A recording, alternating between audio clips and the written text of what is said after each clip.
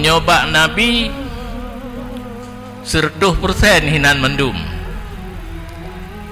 dari tabah siro juga yang menyertanya biasa apakah yang dari Nabi Yusuf kan Nabi Muhammad yang paling dari menyertari Nabi Yusuf kecantikan bak Nabi Yusuf mungkin 50% yang 50% tu gua orang tari, manok tari, mia tari, leg tari nyan bak 50% tu ke Nabi Muhammad sahabah sirah ke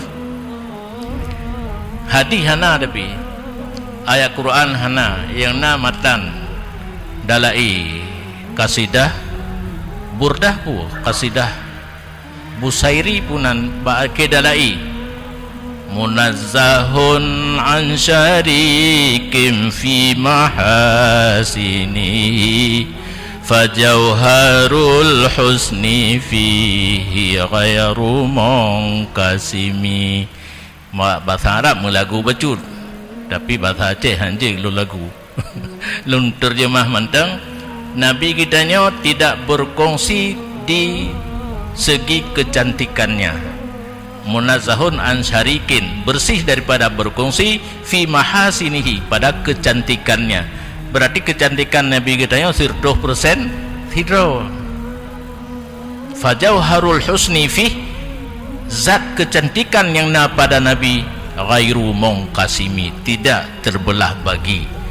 Sehingga gebuh perbandingan dalam kitab kecantikan Nabi Yusuf lagi buligen bulan hana sinadra wajian sinar matauro bulan lagi cermen luhdro kana cermen luhdro wateta sente bak cermen kan itu biat sinar ta berhadap cermen bak matauro kan itu biat sinar yang kemenan bulan menyobulan tak pandang menan kecantikan Nabi Yusuf lagi ibarat bulan kepandang sehingga orang kepegah tu Nabi Yusuf dari dah karena kepandang. Sedangkan Nabi kitanya Muhammad sallallahu alaihi wasallam lagi matauro han ase tabli atuh matauro cirulet mata-mata tu pu cirulet jap mata-mata tu jadi hana orang doa kecantikan Nabi karena kepandang.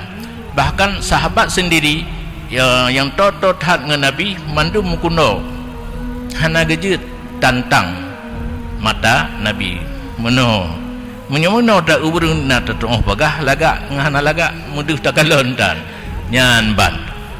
Jadi kecantikan Nabi hana berkongsi tidro